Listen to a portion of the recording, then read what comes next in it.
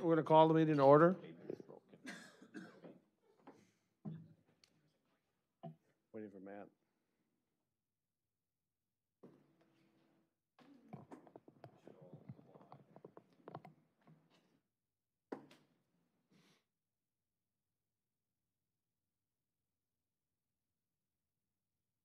We're waiting for one alderman.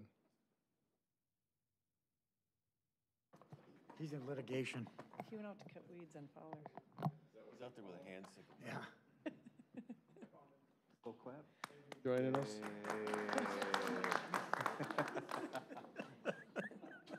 You have just won a trip to Okachi for that. I'd like to call the common council meeting for Tuesday, August 21st to order. Has it been appropriately noticed? Yes, Your Honor, it has. Stand for the pledge, please. I pledge allegiance to the flag of the United States of America and to the republic for which it stands, one nation, under God, indivisible, with liberty and justice for all. Roll call, please. Alderman Rozak. Alderman Shaw. Here. Alderman Ellis. Alderman Spiegelberg. Here. Alderman Zwart. Here. Alderman Stray. Here. Alderman Kavieski. Here. Alderman Miller. Here. Okay, first item on the agenda is a public hearing. The purpose of the hearing is to hear public comment on an amendment of the Plan Development Ordinance and General Development Plan for the approved project known as the Preserve at Prairie Creek. The amendment will allow for the construction of one additional 18-unit apartment building within the residential development called the Retreat at Prairie Creek to be located on the east side of Creekside Drive, north of Lisbon Road, east of Rosemill Creek, and south of Prairie Creek Boulevard. Jason, you want to give us a little update on this? Thank you, Mayor. I will give a brief overview of this public hearing tonight for the General Development Plan Amendment. It's for the Preserve at Prairie Creek, which is the name of the entire development, and that's the PD that we approved it as. This specific area is called the Retreat at Prairie Creek for this style building. The location of this property is on the, it'd be west of Brown Street, kind of behind the Piggly Wiggly area and Tobin's. It is north of Lisbon Road and south of Lake Drive, and it's also east of Rosenau Creek that runs right through here. The star on the screen that's before you and up on the screen, this red star indicates the precise location of where the amendment of the GDP is actually taking place. What this consists of, the amendment, is the applicant is doing very well out there, and he's asking to add one additional 18-unit apartment building to this development. It would increase the total dwelling counts from 376 up to 394. The building itself would be very similar, exactly the same as the buildings that are currently out there existing.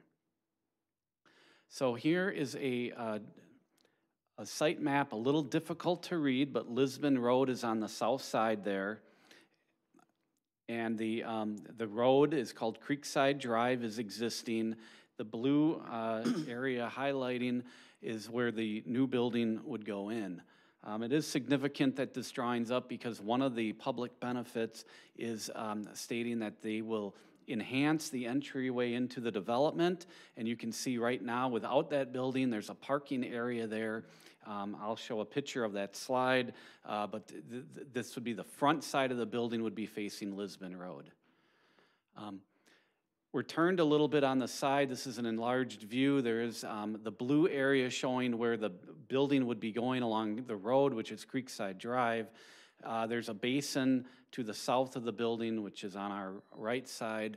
And again, the existing buildings to the left side there. It's a relatively flat site. It was originally designed for a building, but the council did not allow a building to go in with that number of units several years ago. So a photo was supplied to the city of the units under construction.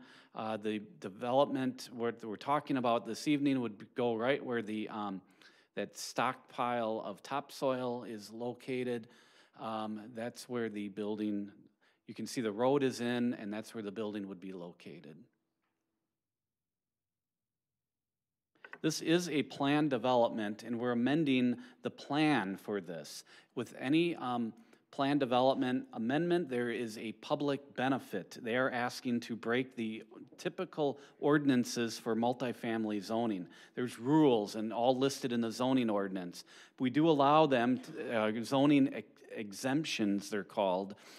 In this case, they're asking for setback and unit count exceeds the density allowed a little bit over what typically would be allowed. So for that, they're saying they're going to be providing additional housing that the city is in need of for city workforce. We have a lot of workers and businesses that can't find areas for their employees to work.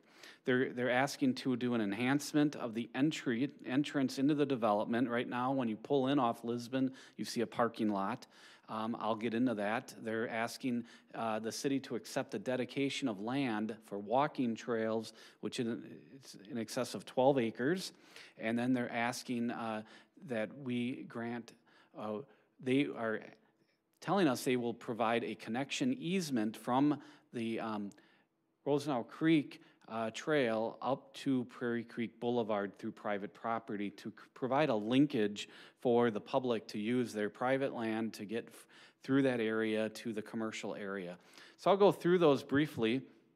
The entrance enhancement, as you pull in off Lisbon onto Creekside Drive, what you see is a parking lot. On the right side, you see where the trucks are. The building would be going right in that green area, and it would be the front side of the building. So you would not see this side of the building with the electrical meters and things like that. You'd be seeing more the front side of the building. So they're saying it's an enhancement to the development. Next is the land dedication. It's a little difficult and challenging to see on the slide, but they are asking the city to accept 12 acres of wetlands on the east side of Rosenau Creek. Some of this is upland, some of it is wetland. The third and fourth component here is that public access easement. You can see it outlined in green there. They're saying they will dedicate an easement. It is on private property, but for people to go from the creek area across their land out to Prairie Creek Boulevard. So staff has taken a look at this. The Plan Commission has recommended this to you. We recommend approval of an ordinance for the General Development Plan Amendment. In your packet, there's an ordinance. It's about 3 pages long with a signature page. There is a change to this, though, in that I bolded it, number 8. That was in your packet. We don't agree, staff, with the dedication of the wetlands. We feel that those were not identified on the Park and Open Space Plan, and we have a trail consultant, and they feel that the trail would be better on the west side of Rosenau Creek. So with that said, with no dedication, we would like the full park impact fee payment to be made, which is in excess of $48,000. Then the public benefit for this development would be that 20-foot wide easement outside of the wetland area we'd put in a 10-foot wide asphalt path with 5-foot grass borders that would connect then the trail across the bridge of Rosenau Creek to Prairie Creek Boulevard for some connectivity. That is what staff is recommending. I kind of laid out both scenarios, what the applicant is requesting to give for the 18-unit building. You have to weigh out the public benefit of 18 residential units versus what the public benefit would be. So the next steps, the Plan Commission did recommend approval of this GDP amendment back on August 8th. We are holding the public hearing right now tonight, and then it's on the agenda later this evening for the first reading. Then you'd have a second reading of the ordinance in September if it's successful tonight. And then they would have to come back to the Plan Commission for a major plan review of the site plans. We'd look at parking, lighting, landscaping, drainage, etc. So those would be the next steps. So I'd be happy to answer any questions later in the evening. Thank you. Thank you, Jason. Are there any comments on this public hearing regarding this project? Any comments at all on this project? Go ahead. My only concern has nothing to do with this particular project. It has more. Well, then we wait, can't talk it's about about the fact that we're adding more units. No, Okay. we're talking about this project. Did you have a comment?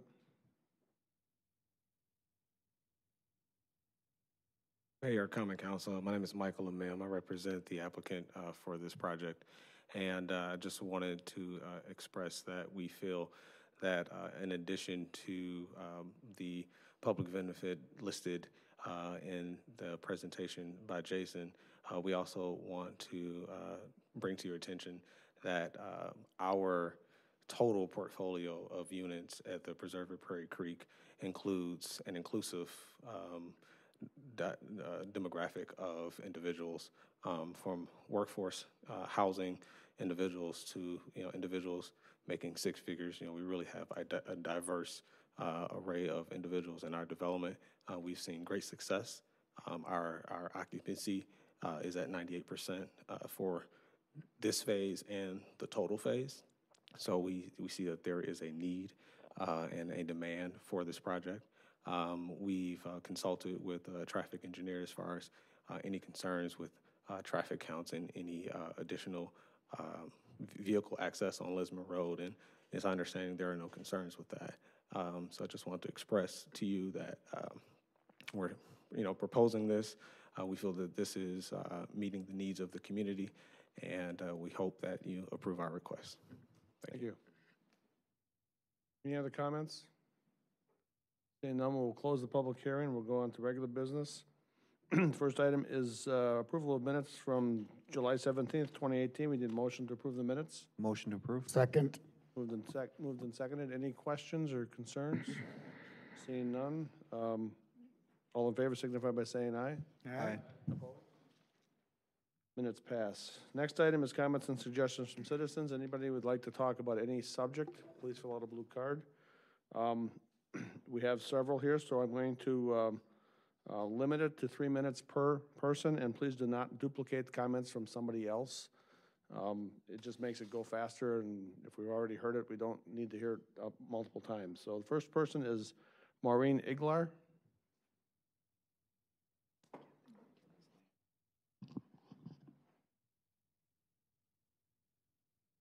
Hi, good evening. My name is Maureen Iglar, and I grew up and grew old in Whitman Park. We came to the city of Oconomowoc back in 1974, and, well, 73 really, and then moved on to Thackeray Trail, which was a dead end at the time and still remains that, in 1974. Our children grew up there, we grew up there, we lived on Thackeray Trail, and my husband worked in the city of Oconomowoc. It was the place that we found our safe place. Our kids, as I went trick-or-treating, they had their best friends in the neighborhood. We had our best friends in the neighborhood. It was a social place. It was a fun place. It is where we lived. And now they have grown, and the neighborhood is changing, and we are again experiencing a wonderful resurgence of young people as we, the old people, are slowly leaving to better pastures, I guess. I don't know. Anyway, we find a lot of young people. Denny and I enjoy watching in our backyard, the 3-year-old on a trampoline, and next door, the 4 boys, and we know our neighbors. They are our connections. This is our connectivity to our subdivision. Well, here we are again, 6 years later. There is the possibility of Thackeray Trail being connected to Silver Lake Street. Now, this has come up before, and I am here to talk about that. What I did is a very, very unscientific study. I took my car, and I took my phone, and I took the stopwatch, and I decided to try and figure out if Thackeray Trail was connected to Silver Lake Street, how much time would you save on your commutes?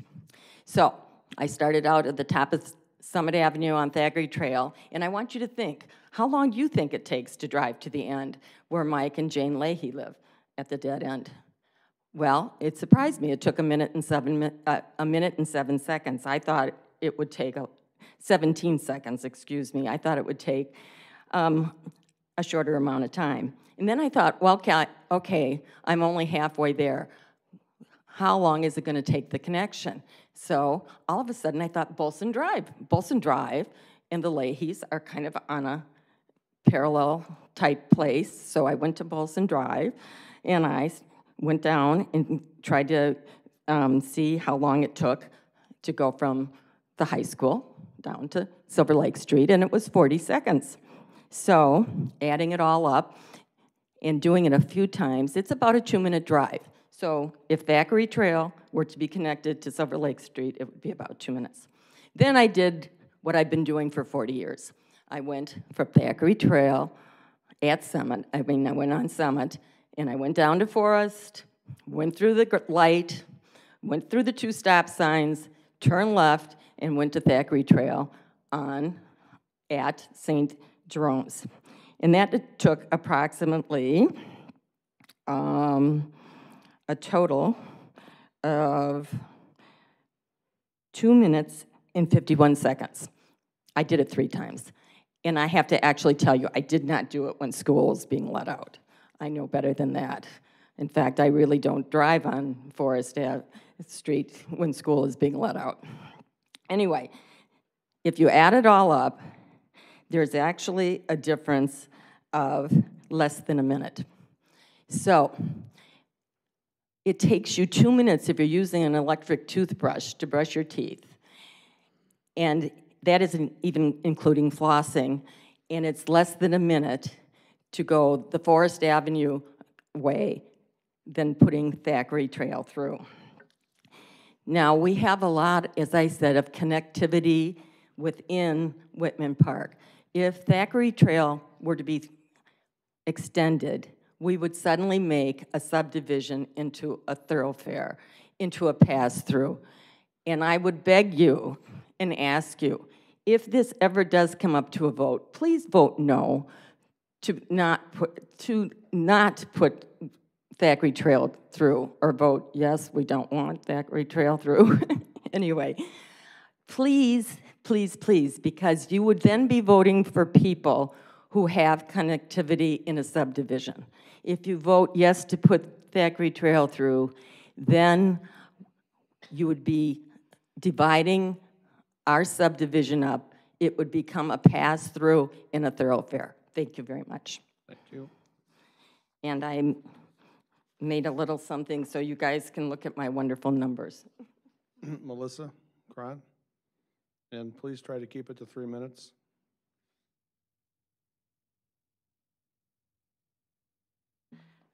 Good evening. My name is Melissa Cron. I live at 833 Thackeray Trail. As I've spoken in front of you, some of you before, I've also talked with several of you individually about Thackeray Trail. Tonight, I want you all to take a moment and imagine your homes. Imagine the fact that maybe someone would say to you, no, you can't paint your house a certain color. You can't have a fence around you.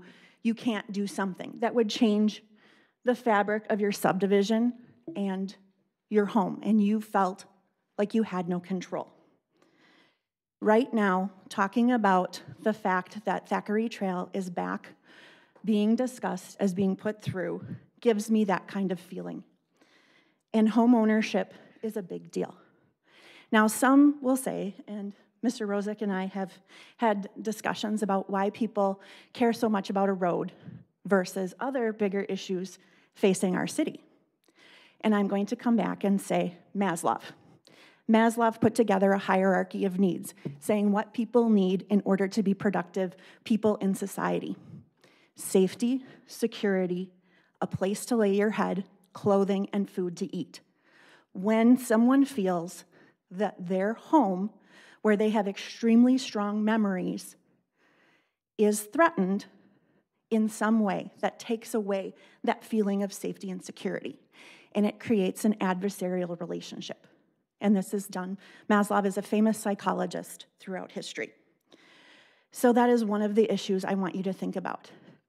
Would you want something like this, where you have heard Maureen Igler speak about our connectivity as a subdivision that has brought us together, to be changed? Would you like how your way of life is being impacted and not what you signed up for? The second thing I'd like to say is I want you to take a time travel with me back to the year 1991. In the year 1991, I was able to participate in 2 events, both sponsored by the American Legion. One was the Legion Oratorical Contest, where that year I represented the state of Wisconsin at the national level. The second was Badger Girls State. Through both of these experiences, I learned a lot about the Constitution and our government. That year, one of the extemporaneous topics was the Third Amendment. Nobody knows about this amendment. It's never been challenged in court. However, it tells us a lot about what our founding fathers valued. The Third Amendment states, "No soldier shall in time of peace or in time of war quarter troops." So what does that have to do with Thackeray Trail? Our founding fathers knew the importance of a person's house, their safety and security, and the restraints of government. While the 18th century Americans and English did not have the same view about home ownership, we're coming to some of that on our level. Some of my neighbors, some of the people I've talked to in the city say, "Melissa, why are you even bothering? This is a done deal." My response is, don't let yourself be disenfranchised. City government is about listening to us. City government is about working together to come to hear what each of our members of our community needs best. I say to you, this is the first home I've ever owned. It was a dream of my father and mine to refurbish this house. Unfortunately, he was unable to be there with me. I am now completing that dream on my own to provide for my mother and my uncle who has no family. I ask you to vote no, because I picked the spot because it felt like home. I knew I had a series of people to work with me, to help me, and to support me. And even though neighbors come and go, the feel of Thackeray Trail stays the same. And through a pass-through on Summit, there's a reason why I didn't choose to live there. I want you to think about what our government has challenged you to do. Think about our Constitution. Think about how we educate others. And please, most importantly, know that how you treat us, others are watching. Thank you. Heather Harris.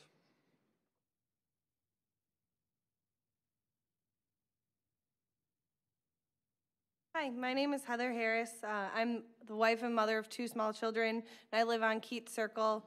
Been there for about 3 years. It's just on the northwest side of Thackeray Trail. I, like many of my neighbors that have spoken here today and in previous sessions, am against the extension of Thackeray Trail.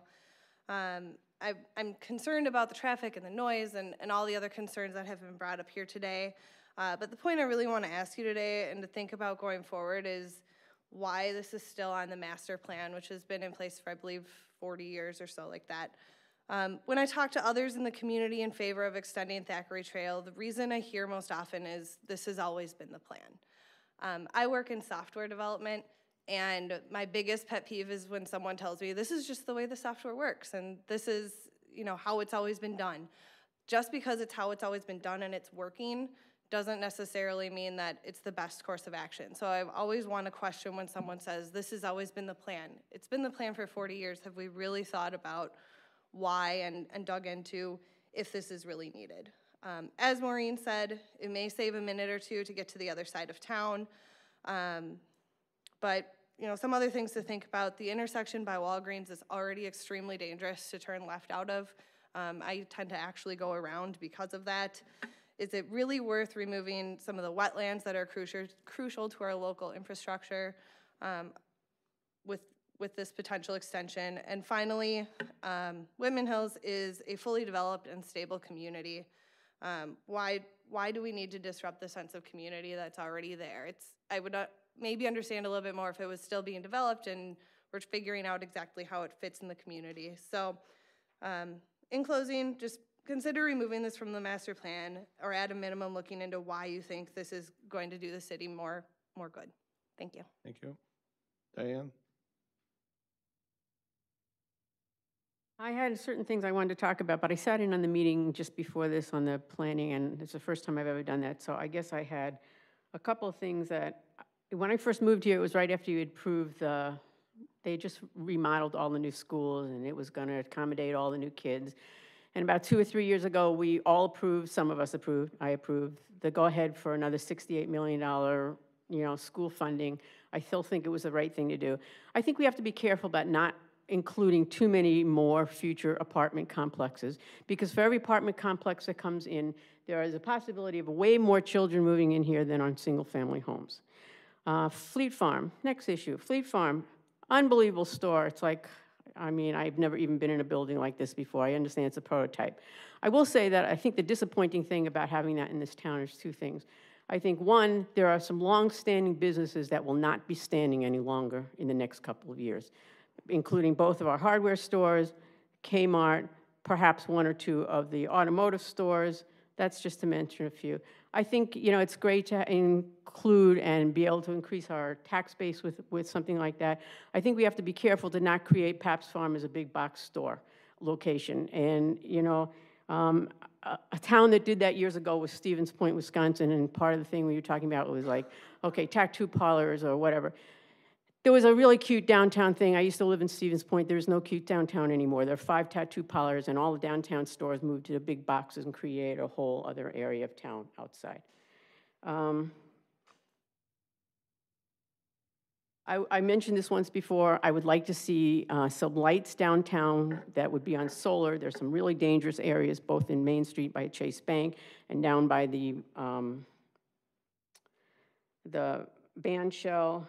I think we need to get on some of the restaurants that have outdoor seating in the summertime, because they are leaving like pigsties overnight. When you get up and you walk your dog at 5:30, 6 o'clock in the morning, there are cigarette butts all over the place. There are plates that are not cleaned up, that haven't been brought in from the night before. One of the things you're talking about, whether galleries, I have no idea where you put galleries, but I know in Cedarburg, for example, there is a building at the far end of Washington Avenue that has like a foundry-type artist thing in it. It's where a blacksmith can create whatever he wants to create, poles with lights on it, whatever. I don't know if that's something that, if you were creating an artist area, like you were talking about the Brownberry, if that's an area that you would, I think you just have to be careful of, the types of things, and I really realized it was a conditional use deal. Dogs in the park, okay, I have to commend all of you. It was a fabulous weekend. There wasn't anything I didn't go to this weekend. And whoever thought she was old, you're not old if you're still here. Trust me, you're not old. There was an amazing amount of people there from every age you could think of, whether they were 3 months old or they were 90 years old. On Friday night with the bands, they were having a blast. The only downside of it, and I am pro-dog, and there were 5 dogs that I saw with their owners, all well-behaved. They were in the park. There's nobody manning that. I didn't see any dogs taking dumps in the park. They were all well-behaved. It's just a matter of the fact that, we have that now. We have an ordinance. We don't have anything posted that it's going to be a $300 fine. I could have brought my dog legally. It's a therapy dog. I did not. But I wanted you to all know it was a phenomenal weekend. There wasn't anything, including taking the ferry, which I've never done. And that guy, man, he hit the pedal to the metal with going there. I mean, it was like 1.5 minutes across the thing. And the last thing is, I personally am available for focus groups. I would love to be involved in that. I have a therapy dog. If any of you know any, I don't know, societies, whatever, whether it's autism or an art group or something that would benefit by having my dog and I. We are a regular at Children's Hospital and have been for 4 years. I also test therapy dog units for pet partners. And I just had a wonderful weekend. Thank you, guys. Yep. Jeremy Weber?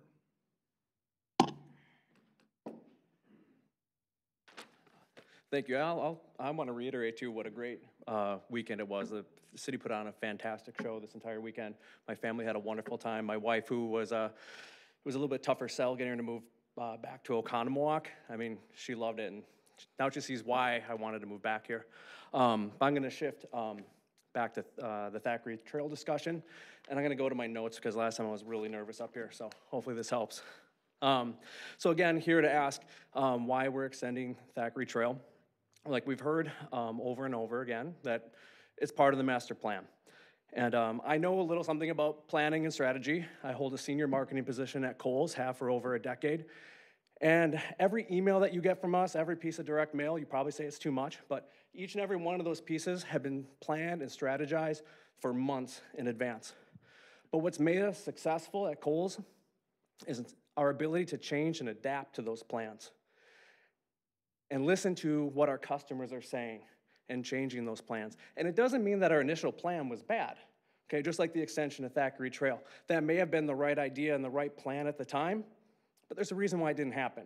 And I think we have to be careful about moving forward that plan. And are we looking at it from all sides? You know, maybe you feel that you've already put a lot of time, money, effort working with developers and consultants on this project and you feel that's a need to go forward. But sometimes it's better to cut your losses. And I know a lot about working with consultants at Kohl's. Work with them all the time, and they are costly. And while they're great at solving problems, they always manage to leave a couple problems behind to come back and solve later. And one of those problems I feel is going to be the wetlands. So Thackeray Trail is receiving water from the bypass, Jack Safro, Whitman Park. The wetlands also get water from the high school, the hospital. Where's all that water gonna go? And when I think about like all the cars dripping, who knows what, on those lots, and that is all carried down in the wetlands act as a natural filter for those pollutants, keeping it out of our drinking water, keeping it out of our lakes and out of our rivers. Studies by the University of Illinois have shown that communities with the right balance of wetlands have not had to upgrade their water treatment facilities compared to those cities that do not have the right amount of wetlands to naturally take care of that. I want to tell you about a project I'm working on right now at Kohl's. We launched a major piece of software back in 2014, and I'm trying to get a button added to that in one of our interfaces. Okay, just a button. It was on our original list of project requirements, but due to time restraints and budget, it was one of the things that we had to cut, and I'm trying to get that button back. And it's probably only gonna take our developers half a day to do. But in order to get this button, I need to put together a 4-page report. I have to do a cost savings analysis of what's gonna happen if we add this button. I have to prove a return on investment. I have to put together a list of risks and benefits of doing this or not doing this. And I have to identify KPIs. Those are key performance indicators. Something that we can look on after the product has launched to test whether or not this was a success or not. Now, I'm not saying that this level of investigation hasn't been done in regards to the extension of Thackeray Trail, but we haven't heard that. We've heard that it's on the master plan. And I wish I could go back to my director and say, this button was on the original list of requiremements. Please don't make me write all this out and prove that we need this button. So I think what would really help is the next time that we call your offices, the next time we send you an email and ask why, I think we need and want something more than it was on the original master plan. Okay, thank you. Thank you. Any other comments? Seeing none, we'll move on to regular business. Next item is the consent agenda. We have several items on the consent agenda. Most of them are easements, and there is the treasurer's report. So we need a motion to approve the consent agenda. I'll make a motion to approve the consent agenda. Second. Moved and seconded. Any discussion? Seeing none, we have a motion and a second. Call the roll, please. Alderman Rozak. Alderman Shaw. Aye. Alderman Ellis. Aye. Alderman Spiegelberg. Aye. Alderman Zwart. Aye. Alderman Stray. Aye. Alderman Kavieski. Aye. Alderman Miller. Aye. Okay, next item is under committee reports, Finance Committee. We need, first item is consider an act on a resolution authorizing expenditure to repair the shelter at Roosevelt Park. We need a motion to approve the resolution. So moved. Second. John, you want to give an update on this? Thank you, Mayor. The Roosevelt Shelter was built 35 years ago, and over the last year and a half, our staff does routine inspections, have recognized the deterioration of some of the posts as they connect to the concrete base, which supports the structure. So the Common Council authorized us to go out and do an RFP for engineering services. Collins Engineering was hired. They were hired back about a year ago in the amount of $18,500 to complete the work. The work required was to evaluate the shelter, come up with alternatives to repair the structure, present those to staff, discuss them, ultimately come up with the most cost-effective approach to design a repair for this facility. We did that. They have now developed the construction documents. They've provided us with cost estimates, and the cost estimates for the repairs is $46,500. I looked into replacing the shelter just for comparison purposes. The shelter's large. It's basically 50 by 100 feet. A new steel-based shelter is approximately $100,000 to be built, and a more wood frame structure is in the tune of $165,000. So based on that, we took this information to the Park and Recreation Board. They recommended bringing it forward to the Common Council and actually the Finance Committee, which it was presented to earlier today, to move forward with the repairs and the bidding process for the repairs. The challenge with this is that it's a non-budgeted item. Therefore, we're requesting the use of contingency funds for this project out of the 2018 budget. Based on what I know, the contingency balance is in the tune of $77,000, and we're requesting $49,000, which is a 5% contingency on the 46.5 and authorization to go for bid. If approved tonight, we'll bid the repairs, bring the final bid back to the council for authorization to proceed. Thank you, John. Any comments, questions? Matt? John, I just have one concern. I think we need to do it given your comments in the Finance Committee of the amount of rental, which you estimated it was about $8,000 per year. So if we go too long into next year, we're going to lose rental on that shelter. Is that still accurate? Yeah. Did you go back and look at the numbers? I'll rephrase what I said in the other room. I think that will help everybody. If we use contingency funds, you allow us to move forward. The repairs will take place this year, be completed right before the close-up of winter. If we have to prolong this or push it back and look at budgeting for the long-term financial plan of next year, the project wouldn't begin until probably April. You need 8 to 10 weeks to get it done. That pushes us into the June or into the prime season of rental season. So we're trying to avoid that. The revenue on average over the last 5 years at Roosevelt's approximately $8,000. We do about $12,000 in shelter rentals annually. So I'm in favor of doing it. Who's going to do the work? Oh, you guys are? They're going to bid it. Collins designed the bid documents. We would actually put this out to bid, and then contractors will bid on it, and we'll bring that back to you. Yeah, I'm okay bidding it. My only concern with the numbers I've heard now, because you got me the engineering numbers, the engineering numbers alone for the project are about 40% of the project. To me, and I'm a layman, but that seems high for what is basically just some poles and a roof. Now, I know there's more to it, Sure. but right, I mean, it's wood poles and a roof. Mm-hmm. So I think, I just hope that I don't know anything about Collins Engineering, but it seemed like a lot of money to say replace rotten boards. So that's my only concern. Otherwise, I am going to vote for it because I think we need to move forward. So. Alderman Shaw? Yeah, I think one of the reasons you engineer this out and stuff is to avoid liabilities and things like that. Properly engineered, the work is done to some sort of specification, and it would take, if there's somebody gets hurt in that, it takes the liability away from the city. So you being the attorney here, you should appreciate that. Well, actually, Charlie, we're sovereignly immune, so there would likely not be a problem anyway. But my point is still, 40% of the project was in engineering. That's a high number for what that is. I mean, you can build, a $400,000 house with less engineering. So that's just my concern. Any other comments? Seeing none, we have a motion and a second on the floor. Call the roll, please. Alderman Rozak? Aye. Alderman Shaw? Aye. Alderman Ellis? Aye. Alderman Spiegelberg? Aye. Alderman Zwart? Aye. Alderman Stray? Aye. Alderman Kavieski? Aye. Alderman Miller? Aye. Okay, next item is consider act on an agreement for city services between the City of Oconomowoc and PHW Oconomowoc, Inc., the Town of Crest Senior Living Community. So we need a motion to act on the agreement. Make that motion. Second. Moved and seconded. Lori? I'm not that tall. What you have in front of you tonight is an agreement for the payment of city services. This is a voluntary agreement by a tax-exempt organization. We call these agreements pilot agreements or payments in lieu of taxes. So this is for Presbyterian Homes.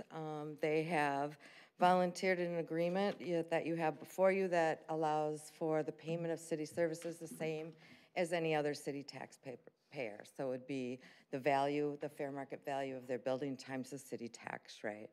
They will make this payment in 2 installments, January 31st and July 31st. And there is, within the agreement, language that allows us to charge penalties or interest if the payment isn't made on time. You have any questions? Thank you. Stan, you read through the agreement? I have been through the agreement. And it meets your standards? I have been through the agreement. Okay. Charlie? Yeah, the only question I have is in section 206 of this, in the appeal of the valuation. At the very last part of that where it talks about the appeal will go to Washington County, I'm assuming that should be Waukesha County. Yes, we'll change that to Waukesha Thanks for County. finding that, Charlie. Oh, so let it go to Washington. I prefer Washington. Dan, did you say you read the? I read the important. I've just. The comments? Well, I was for the project. I'm excited that they're coming into the community. I think this particular pilot program structure is beneficial to the community as a whole as well. And it's nice to see that we're making those efforts and that the that Presbyterian Homes is so upfront and engaged in this, and it wasn't something adversarial to try to go through. So it was nice to see. Lori, do you have the numbers on the overall project price times the mill rate? So there's a lot of folks here. How much are we going to get in the pilot approximately? You know, we really don't have numbers for that at this time. Okay. Well, what's the project estimate though? Isn't it? You know, we were looking at numbers anywhere between 30 and 45 million. So it would be 150, about 42 million. Okay. So we're talking about, that's about what? 200,000 in that area. High hundreds, than low that. 200s, okay. Yep. I mean, that's a lot of money coming into the city. I think it's a good project. Okay. It is. Thank you. You bet. Any other comments? Seeing none, we have a motion and a second on the floor. Call the roll, please. Alderman Rozak? Aye. Alderman Shaw? Aye. Alderman Ellis? Aye. Alderman Spiegelberg? Aye. Alderman Swart? Aye. Alderman Stray? Alderman Kavieski? Aye. Alderman Miller? Okay, moving on to Plan Commission. First item is consider act on an ordinance to amend the Plan Development Ordinance PD-19-08 and General Development Plan for the Preserve at Prairie Creek. This will be the ordinance's first reading. So we need a motion to give the ordinance its first reading. So moved. Need a second? I'll second. Moved and seconded. Jason? Thank you, Mayor. We held a public hearing for this item earlier this evening. What a plan development is it's a, usually it's a area that needs some zoning flexibility. So the city grants a plan development overlay. It's a zoning district specific for that parcel and that development. We approved this and it's been changed a couple of times. In 2016, 2 years ago, they came before the city and they got the southern phase approved. At that time, they were asking for some setback exemptions and they were asking for some density exemptions. The setback was approved, but the density was denied to go up 17 units. Now they had a building there, they struck that building, they went ahead and they built this. It's been very successful for them. Now they would like to ask permission to re-examine that one building that was taken out 2 years ago and change it from a 17-unit building to an 18-unit building.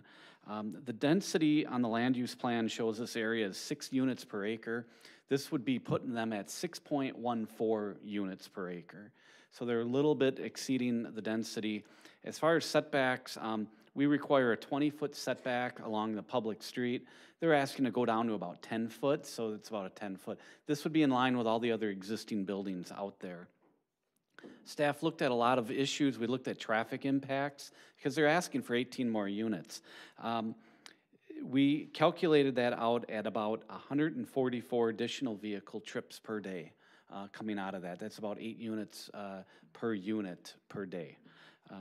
Single-family home is about 10 trips per day. So they're not asking for any other exemptions regarding landscaping, lighting, signage. The utilities are there to take care of this additional units. So then you look at the exemptions that they're asking for. Density, a little increase, as well as the setbacks that's in line with the existing buildings.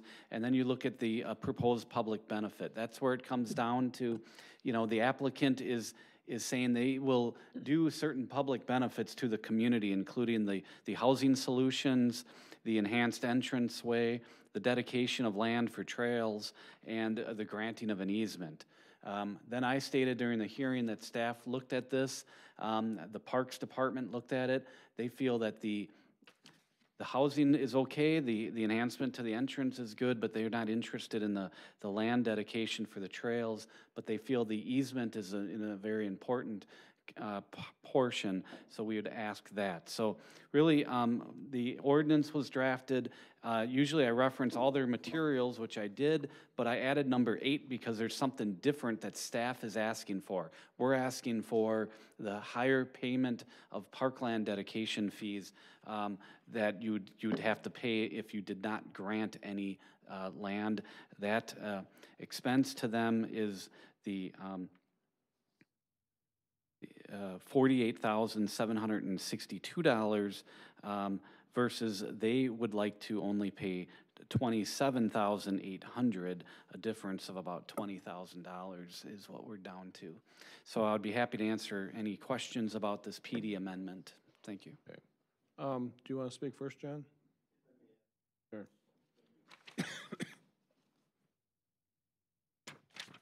Thank you, Jason, for the overview. I just wanted to add one simple point related to parkland dedication and impact fees and how we've handled those types of situations with other subdivisions and developments that occur in the city. When a developer comes to us and wants to dedicate land, we go back and evaluate the park and open space plan. That's an approved document, part of our comprehensive land use plan. In this particular location, there is no land that we would have requested or needed based on the park and open space plan for this purpose. Therefore, we default to asking the applicant to pay the full impact fee. So in this case, if no land was recognized in the park and open space plan, which there is not, we would ask them to pay the full impact fee, which is where we came from. The additional public benefit that they're trying to accomplish to meet the requirements that Jason has talked about would be allowing that easement piece for us to extend that trail and connect to the trail that you're all aware of that we're working on Rosenau Creek, which is on the west side and goes all the way up to Wood Creek Park. So I don't think what Wangard's team was looking to try to accomplish was necessarily a bad concept, but it begs the question on do we need that extra land to accomplish our task, and the answer to that is no. Thank you, John. Yes, sir.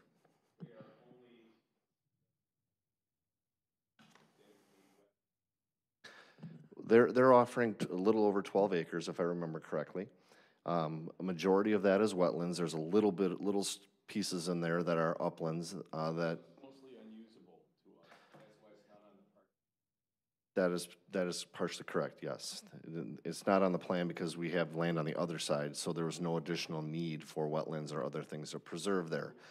More useful to the development than it would be to the It could be, yes. And their approach was if we're dedicating the additional land, they wanted to pay the reduced impact fee, which is part of the park impact fee ordinance. So I wanted to give some background on how they were proposing their dedication versus how we looked at it as a staff. Thank you, Mayor. Derek, you're a member of the Plan Commission. You want to just give a report on what the... I wasn't here. You weren't here at that time? That's right. That's right, you left, you're on vacation.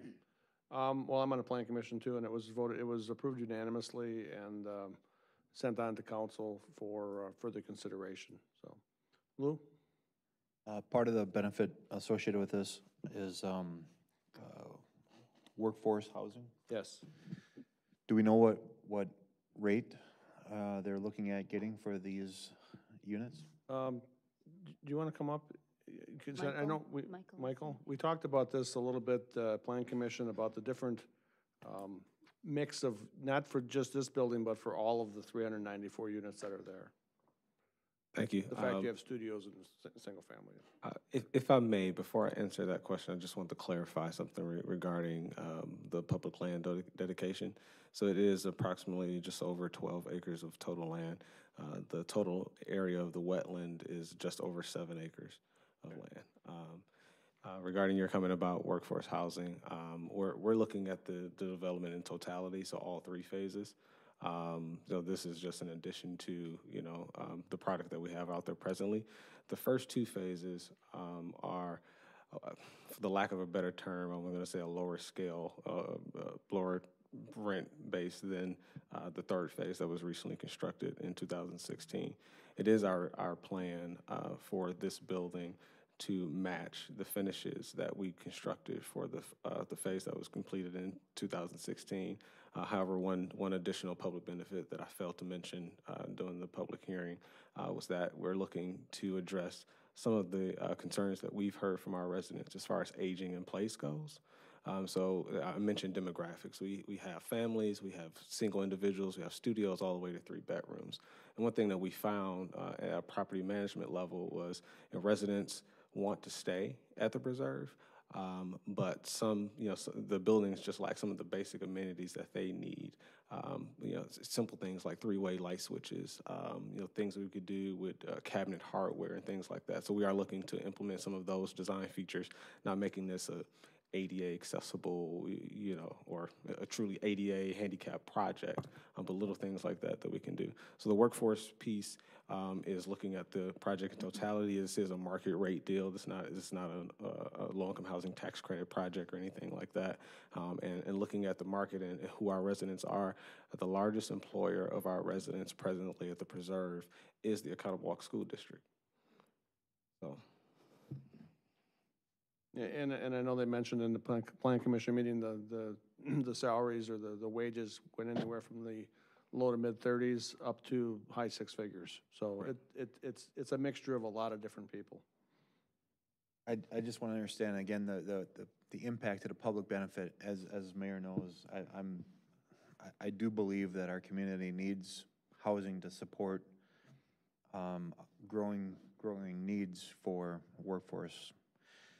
But it sounds like this development has accommodated for that particular part of the housing in phases 1 and 2, and you're moving to a more upscale, higher rate apartment to match the 3rd phase with this particular addition, which really doesn't go to necessarily to the workforce that may be employed by the school district, for example, or other retailers or other employers in the area. Is that fair to say? I will say this. One thing that we noticed when we built the 3rd phase is we had tenants who were in the first 2 phases that eventually moved to the 3rd phase. So, for whatever life reasons, they wanted just change an environment, different unit, or, they have a slightly higher income and they wanted, the granite countertops and the stainless steel appliances. So we still have a supply of workforce housing that we had, and we're not diminishing the number, but we're not adding to it either with this. I just want to. I appreciate the honesty and the clarity in regards to that, because what I'm taking away from that is that we're not, if this gets approved, we're not necessarily adding inventory to housing to support a workforce that we're currently, I believe, deficient in. That was covered in phases 1 and 2. So correct. We're supplementing the existing. You're looking at something in totality. Correct. Which I understand, but the part that you're trying to play off of is already in place. The workforce portion of it. You're at market rate, additional units that exceed the current zoning requirements, which is why we're having that part of the discussion. Correct. Go ahead. Why did the council, the past council, disallow this building, this project? They were building phase 3 and they wanted to see how the first number of units went through. And like they're saying now, they're 98% occupied. So they're coming back for the final unit of the development. It was just basically that they didn't want to approve all of them at one time. Now, the setback concerns, the density, did they exist back then, or is this just something? No, it's would be the same as what's there today. I mean, there are 10-foot setbacks now. So nothing would be any different than the other units that are already there. Had we not talked about the setbacks in reference to doing something about that, especially in the downtown area, if that were all possible, which I know is not? That's not really to do with out there. Right, okay. Really? Yeah, in the past, I've been opposed to setback exemptions, especially when they affect other private property owners, but this one does not. The setback exemption is from the road, and the setback goes from 20 down to about 11 feet, I think is what the rest of them are that are along there. It would line up with the rest of them. Right, so, yeah. And it lines up with the rest of them. It lines up with all the rest of the apartment buildings that are there. So I'm okay with this setback exemption. I'm not a real fan of adding a lot more apartment buildings around, but really this property that this is gonna sit on, that's really the only thing that it could be used for. You're not gonna put a single-family housing unit or anything else in there. It's almost perfectly made for this one apartment building. And because of that, I am gonna support this. Even though I'm not a big fan of apartment buildings. I think the biggest part of this is the easement to get walking access over towards Piggly Wiggly in that area. You know, and there's a lot of people that may not be in support of apartments, but the fact that they're 98% occupied means there's a lot of people that live here that are in favor of it because that's what they're looking for to live in. And it'd be different if they were half full. They're not, they're full. Lou? To Charlie's point, this property kind of lends itself to this particular development. But if this particular development doesn't move forward, what would be done with that land? And are you looking at opportunities to improve that land, to improve the quality of life associated with those who currently live in your phases 1 through 3? So we have had some conversations internally about planning for a dog walk area, potentially a private dog park area for our development, but there is another piece of land in phase 1 and 2 where we could put the dog walk area. If this development wouldn't go through, then I think, you know, the option would be for some type of dog walk area in place of this building. Which would have no additional tax impact for us. Is there going to be a concern for your company with the $48,000 park impact fee that's been proposed? You know, ideally, and I apologize, Stuart Wongard couldn't be in attendance today. He had other commitments. I do know in talking to Stu that his expectation was that if the park department did not accept the land that we were trying to dedicate, then that will require the easement to be larger. You know, because if you look at the gross area of the easement or where we were originally planning it to be, it was right up against a modified property line, taking into account the land that we would be dedicating. So he kind of looked at it as, you know, in exchange for an easement that would be valued at a higher amount, that we would pay the lower impact fees. So the $48,000 isn't something you're interested in paying? I can't answer. I know you can't answer. It's basically $20,000 more than what you would be paying anyway. So that's something we'd have to talk with the developer himself. Correct. To get that. Let me just suggest this. It's gonna have a second reading now.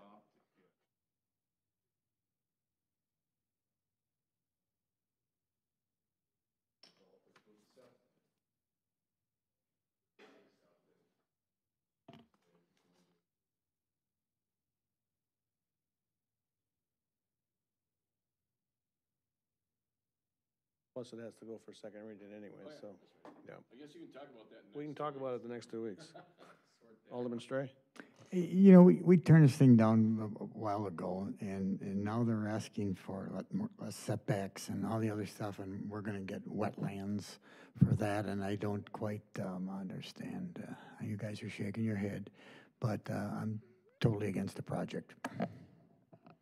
Matt? Yeah, I've got some concerns too. We, in 2016, I was on the council then, the discussion was how many more units do we really want to populate that area? The question wasn't whether we liked where it sat or whatever, it was really how many units do we want out there? And they went in 2016, and I remember this discussion because we talked about it for quite a while, because there was a philosophical discussion about how many apartment units we wanted out there and in general in the city. And they're actually asking for one more unit than they asked for back in 2016, which we already said no to. I also wonder, and Jason, maybe you can answer this question, was there green space as part of the project originally? I mean, it seems like they're gonna eat up a bunch of the green space. Don't we, when we worked on these plans, don't we plan for green space? Don't we plan to add green space? Or, I mean, do we just let people eat it up and put more apartments in if they want?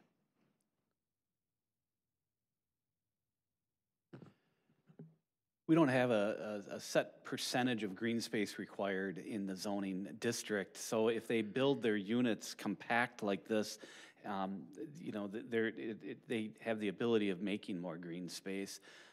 Their proposal worked before, and then when we removed that one building, that green space became a vacant area.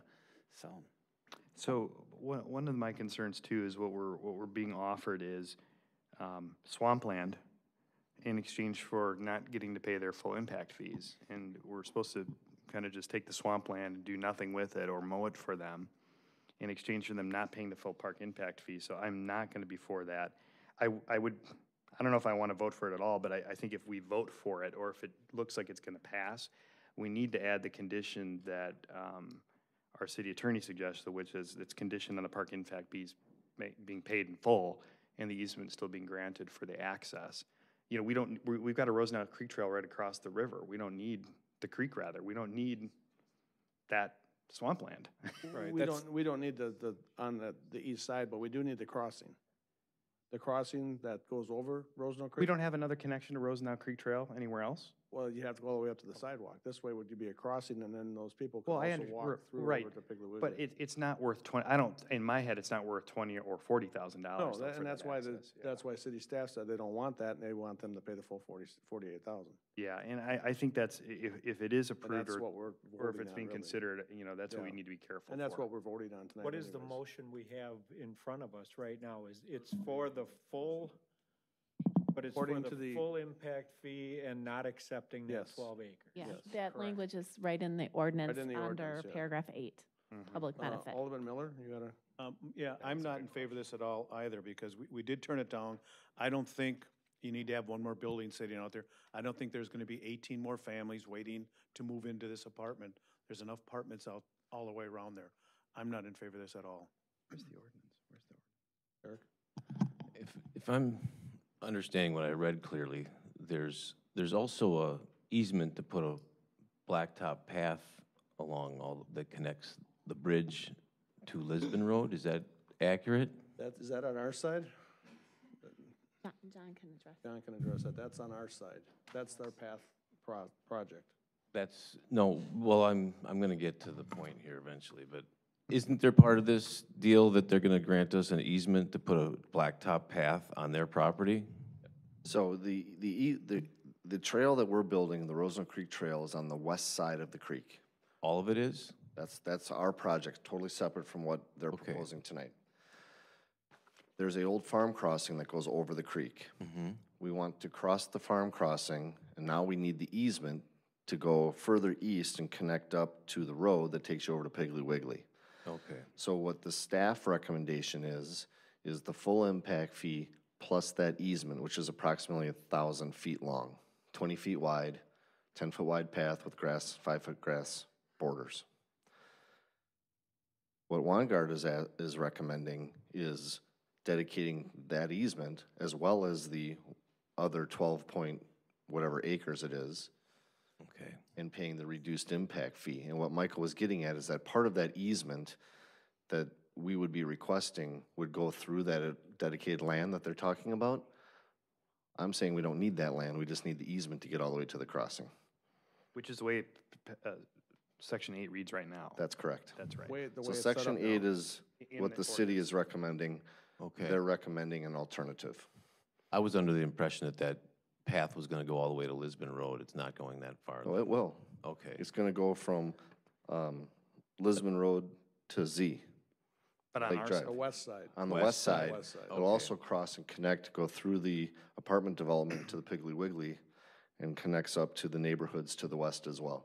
Otherwise, I will bring an exhibit that shows all this, so it's very clear at the next meeting. the only way to get to the commercial would be either do it via Lisbon Road or via Highway Z. Okay. Not through Does this the- save us any money on not having to build stuff through wetlands by having that easement? Absolutely, it does. How much would you think that? The wetland cost for a section is almost 25 times the asphalt connection. So this is a good deal for us as far as connectivity The goes. easement that How much we're- would we save, do you think, in total by having an easement outside the wetlands instead of going through the wetlands with Well, the that? easement is outside the wetlands. That's what I'm saying. The easement would be, it's not there now though, correct? The area we're requesting for the easement is outside the wetlands. And by being outside the wetlands, does it not save us thousands and thousands, a lot of money? It does. Okay. I'm just trying to put some logic into why we might want this. Yeah. Lou? Mayor, may I? Oh, yeah, go ahead.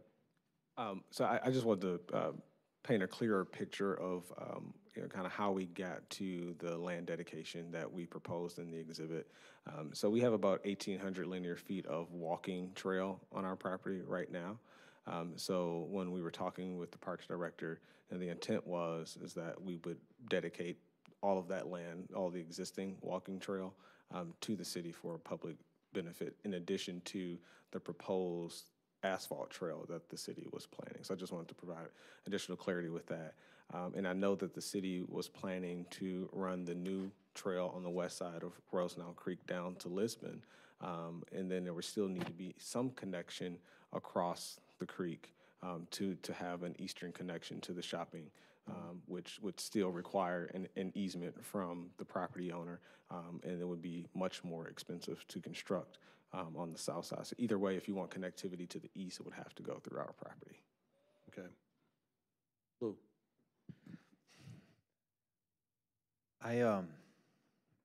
I hope you do something good with that green space, and I hope it stays green space. And I hope we can collaborate between the city and your company to keep that connectivity that we're talking about, because it's not only beneficial for the community, but for the residents of the apartments that are currently there. And I'm not for it. I don't think we need the additional density there.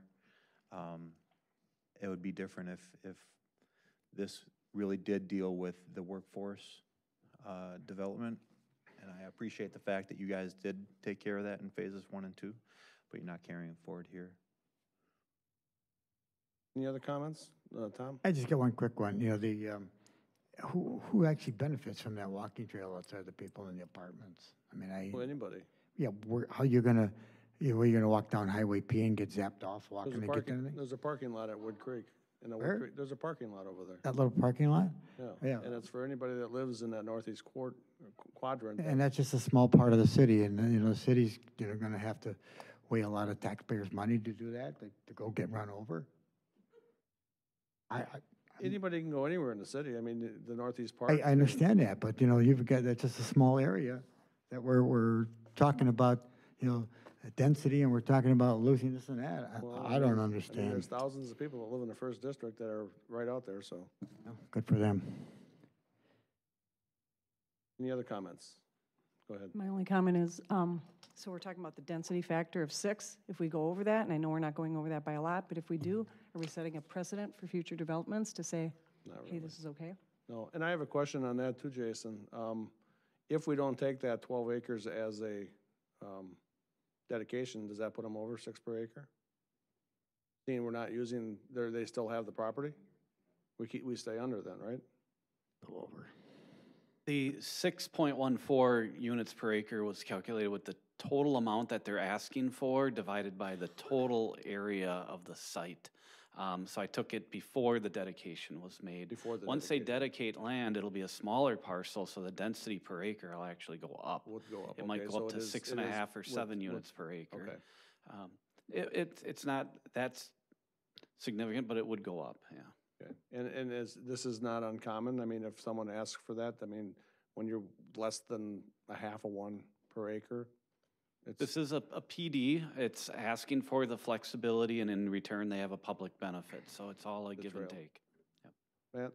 Here's my problem with the whole thing here is 2 years ago, we said, we debated it, we talked about it, we said, no, here's the density we want. Now, the folks are back saying, well, look, we made a lot of money, we want to make more, and we want to increase the density. And, you know, we know you voted this way 2 years ago, but we're asking you to change your mind, and I don't think we should change our mind. I think there's a way for us to get some other connectivity to Rosenau Creek and not exchange, you know, a lot of park impact fees we need. We have a big East Park out there we need to build yet, and we need that 48 grand, so. And it, you know, to Lou's point, I don't really care who lives there. I think I care more about the density of that area. We decided 2 years ago that, look, we're okay with apartments going in, and we just don't want 400 units in, you know, that small area. And we kind of said, here's the line, we don't want you to go over, and I think we should just stick with that, so. Yeah, by saying no, then you're turning down the $48,000 park impact fee, okay. Yeah. Just so we're all aware. Go ahead, Charlie. Yeah, and walking that property yesterday, I'm not in favor of increasing the density and stuff, but when I walked it, there's really no other good use for that property at all.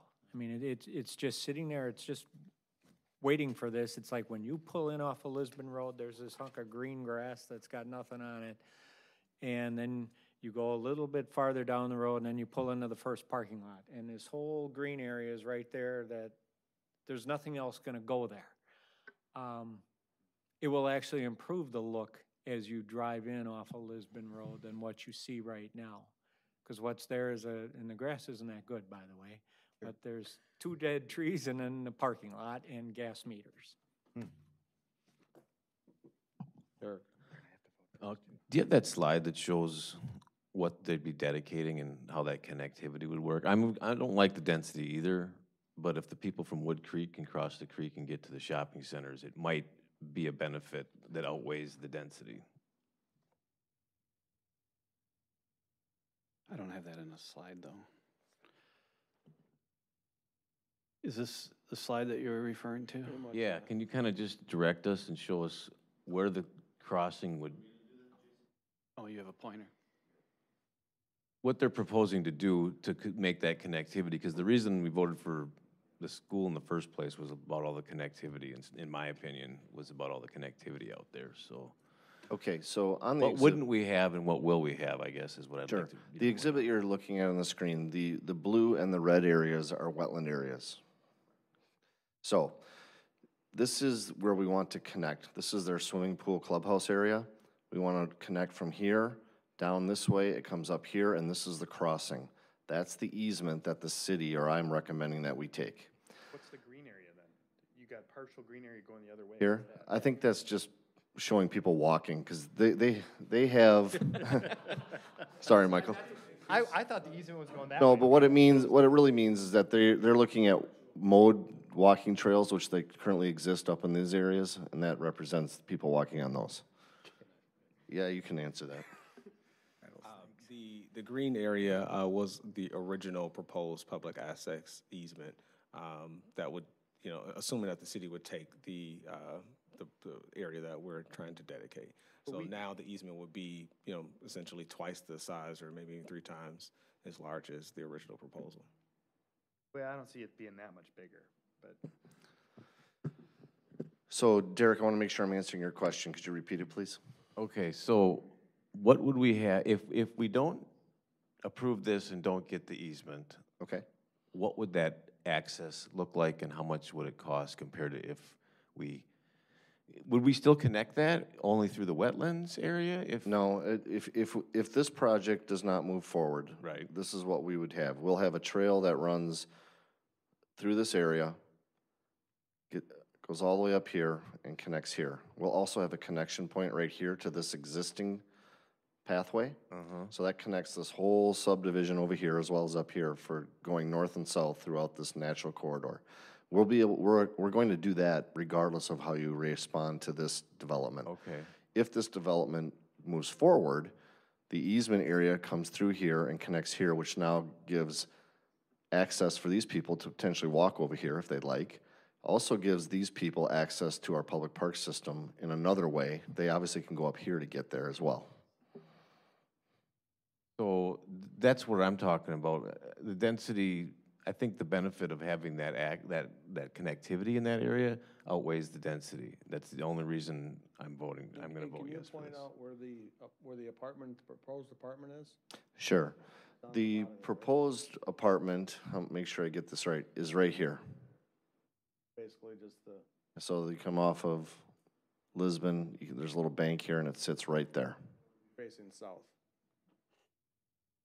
Correct. It'd be facing south. As you drove in and you would see the front of the apartment. Yeah, so their apartment complex start here and So work if you all look the at way up to here. If you look at this too, the phase 3, which is the southern half, that's the newer phase with the higher end finishes. The phase 1 and 2 is the northern half, which has the more standard laminate type, things like that, so. To Charlie's comments about that land just kind of lending itself, the comment was made that that could potentially be converted into a dog park for those residents, is what you mentioned, or could be converted into something landscaped, because I believe if we voted against it, you're gonna beautify it in some sort or fashion because it's gonna need to be improved. If we so choose to allow it to stay. Other developers have done that. They can do whatever they want, vacant but for all they could. do whatever they want. But if they're a good developer, I believe you're a good developer, and the chances of you doing something to beautify that, I don't think it's either a building or it's going to sit unutilized. I think the developer will find a way to utilize it in some form or fashion to benefit the residents associated with their development that currently exists. So I don't think it's an either or. Go ahead. Personally. Is there a park at this point in time for the residents anywhere? Or is it just buildings? They have a clubhouse with a pool. Right, like a pool or Yeah, they already have that, right in the middle. Yeah, so a skateboard park? I don't have the pointer, but in the middle, where it says public access easement, there's a clubhouse with a pool. And in phase 2, there's a relatively small play area for children. If they had access across the area, then there's the park over on the west side. Bigger park, yeah, basketball hoop. A city park. Yeah. City park on the west side. So they would have access to that if they had a way to get over there. Easier way to get over there. access. Thank you. Matt? You're going to want to note this in the minutes that I'm changing my mind, which very rarely ever happens, but I'm convinced, I know, I'm glad we had the debate because I think some of Derek's comments and Charlie's comments, you know, those extra few units with the connectivity is, you know, makes sense. I think in getting that public access, if they agree to the paying the 48 and giving us that easement access, I think we would be 30 years from now, all the people moving in there would be like, why can't I walk right across the little creek to go to the shopping center? It's going to make it really nice. So I think we should do it. So I'm changing my mind. 30 years from now, it'll be dried up. 2 years. Any other Maybe comments? my basement will drive up now. Seeing no other comments, this is a, first reading of an ordinance, so we will be bringing this back for a second reading on this September 4th, so all the details will have to be hashed out between now and September 4th.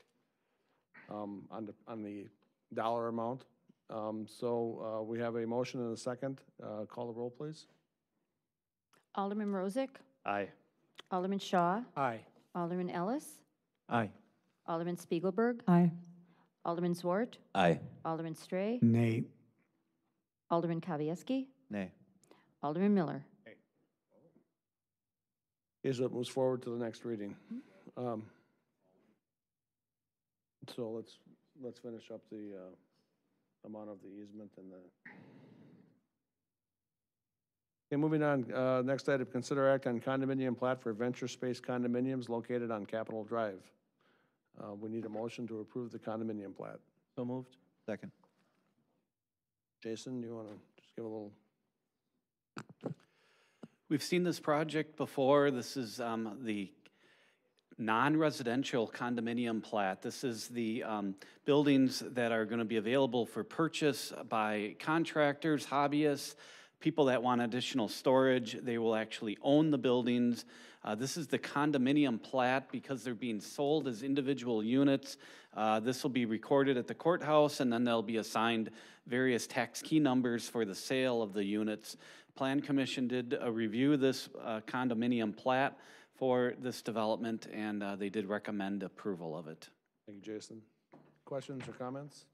Charlie? There was some concerns at the Plan Commission about the length of the driveways for these units and whether or not they should be 20 feet or 18 feet. Right. And my feeling on that is as long as the fire chief, the fire, safety, Yep. as long as they've signed off on that this driveway works for a fire truck to get in and out of there, I'm not going to concern myself with the length of those, and I can support this. Okay. I've had complaints from the residents up in there, seeing that's my area. Couple of goofy ones, but one of them, of course, is all the logs that got now nesting a bunch of wild animals in it, and this might be one way to finally get the logs off of it by proving it. But I've had too many people complain, so I can't support it. Any other comments? Seeing none, we have a motion and a second on the floor. Call the roll, please. Alderman Rozak? Aye. Alderman Shaw? Aye. Alderman Ellis? Aye. Alderman Spiegelberg? Aye. Alderman Zwart? Aye. Alderman Stray? Nay. Alderman Kavieski? Aye. Alderman Miller? Next item is consider act on final plat for Silver Lake Trails 2 located at Silver Lake Street and Thomas Trail. Need a motion for its approval? Motion moved. Second. Jason? This is the final plat for the remaining 21 lots in Silver Lake Trails Subdivision Part 2. More of a housekeeping item. The final plats come forward. They must substantially comply, which this one does, with the preliminary plat that was approved. This is the final plat. Once approved and recorded, they can sell the lots for single-family homes. Thank you. Comments? I notice I drive through that area every day, and the development has been going very rapidly. Lots of units sold, and I'm sure that the new lots will sell just as fast as the old ones did. So we have a motion and a second on the floor. Call the roll, please. Alderman Rozak? Aye. Alderman Shaw? Aye. Alderman Ellis? Aye. Alderman Spiegelberg? Aye. Alderman Zwart? Aye. Alderman Stray? Aye. Kavieski? Aye. Alderman Miller? Okay, moving on to new business. First item is consider act on a resolution creating a housing authority for elderly persons. We need a motion to approve the resolution. So moved. Second. Lori? The city had a request from Presbyterian Homes that we create an elderly housing authority. If the city would create this authority, it would help them and other entities like them to be able to get financing for their project at a lower interest rate using tax-exempt financing. So if we take a look at the EHA, it works pretty much like the CDA, or Community Development Authority, that we already have. The main difference between the two, while the CDA has powers of a housing authority, they can only act with entities that are working with low to moderate income. The Elderly Housing Authority doesn't take into effect income when deciding whether or not a project can move forward, but rather the age of the people that would be living within the development. So if the city puts together the EHA, that would provide the opportunity for entities like Presbyterian Homes or others that would come forward with a new financing tool that's really in the city's toolbox or in our economic development toolbox. The first step of this is preparing and approving the resolution that's before you tonight. After that, you'll need to approve an ordinance that will create this new entity that is similar to the CDA. And then next, not tonight, but at your next meeting, we'll take a look at bylaws for the EHA, as we call it. And appointments, yes. that's right. So all in all, it's a good thing for the city to have another tool within our economic development toolbox to be able to offer this sort of financing to those entities. Now, one of the things that you also need to know is that while Presbyterian Homes is requesting that we create this entity, they are not asking the new EHA to finance their debt. It just, since the city has the EHA, it does qualify them for financing for federal tax exemption through another organization. We are just a conduit to that. Does that make sense? Yeah, you just explain why what's tax exempt. It's tax exempt. They could get state tax exemption right now, but doing this allows them to get some federal tax exemption for the bond. Yeah, and I'm not holders. exactly sure if that might be the other way around. Is it?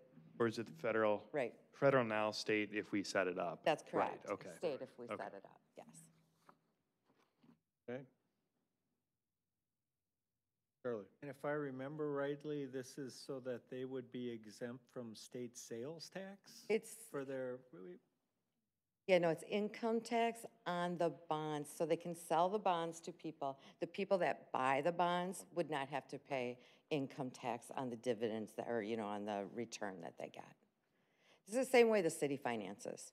It allows people that, it basically creates a better market for your bonds so that people buy the bonds knowing they don't have to pay as much income tax on that portion of the bond, Correct. which gives them a lower interest rate, allowing them to build it, and then give us a $220,000 pilot.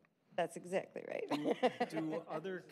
do other communities have an elderly housing authority? I mean, is this something we're creating as are we the first? Where are we on this? No, I know there is one.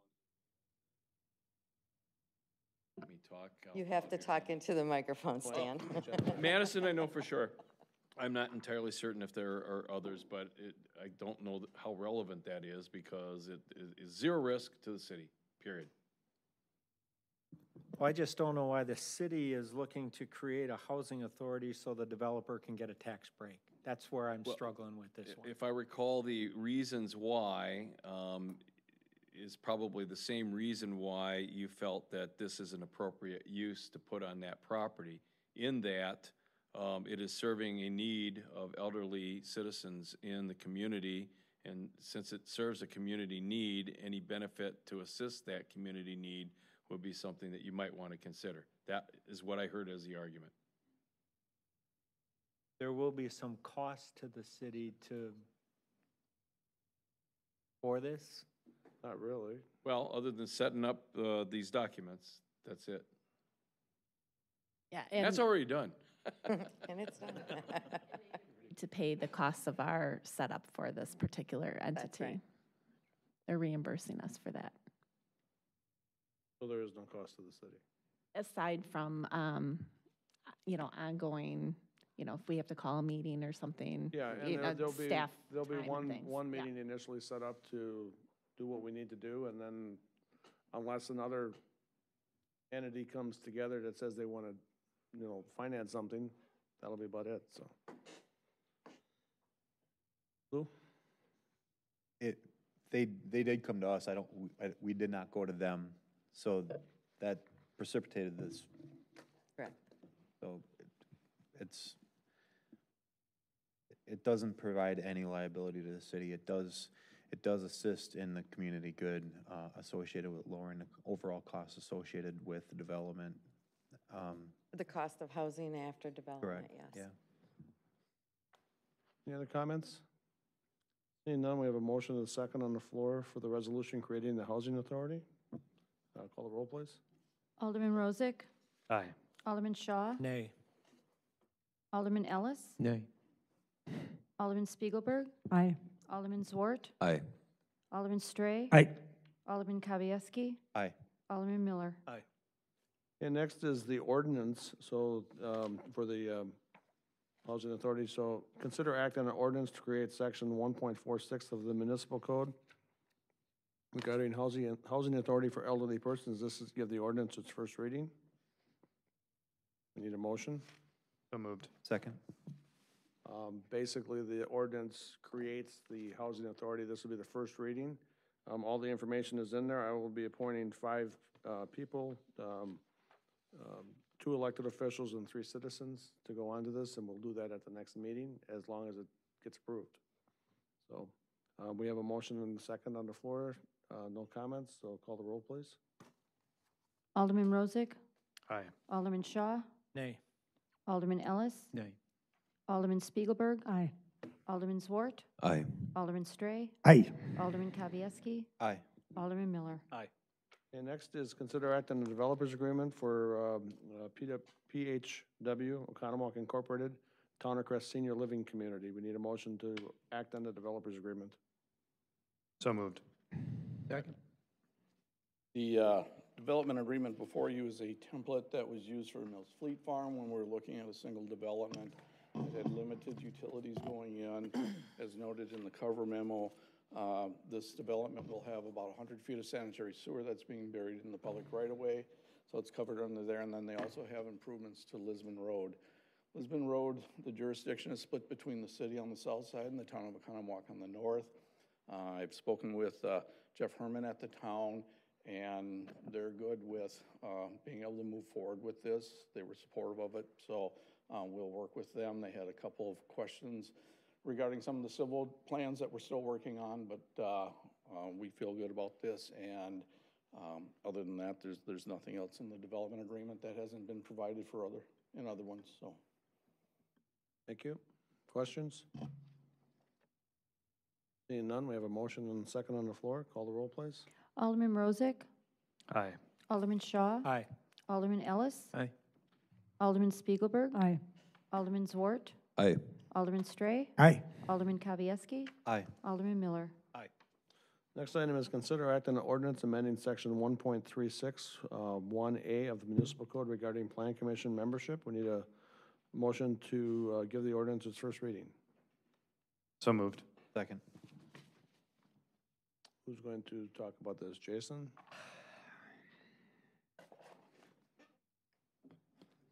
Very simple. It is. It is.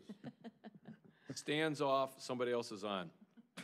Yep, we discussed this at the meeting on August 7th, and Not this stand. the committee directed staff to draft an ordinance. I did that. I removed the city engineer, and I changed the 4 citizen members to 5.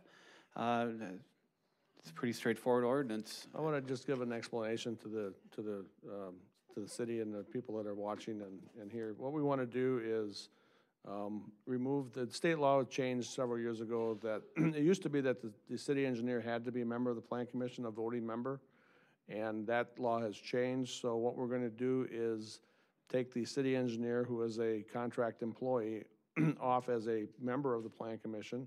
He will still be available to consult on projects, and I'm going to appoint another citizen, which gives us more citizen input on the plan commission, which I think is important. So we hope to, by the time the next plan commission meeting starts, which would be in the middle of September, have a new member appointed. So once we give it this ordinance reading, we'll do another ordinance reading on September 4th, and I will appoint a member at that point. Just as an explanation. Any questions? Seeing none, we have a motion and a second on the floor. Call the roll, please. Alderman Rozak. Aye. Alderman Shaw. Aye. Alderman Ellis. Aye. Alderman Spiegelberg. Aye. Alderman Zwart. Aye.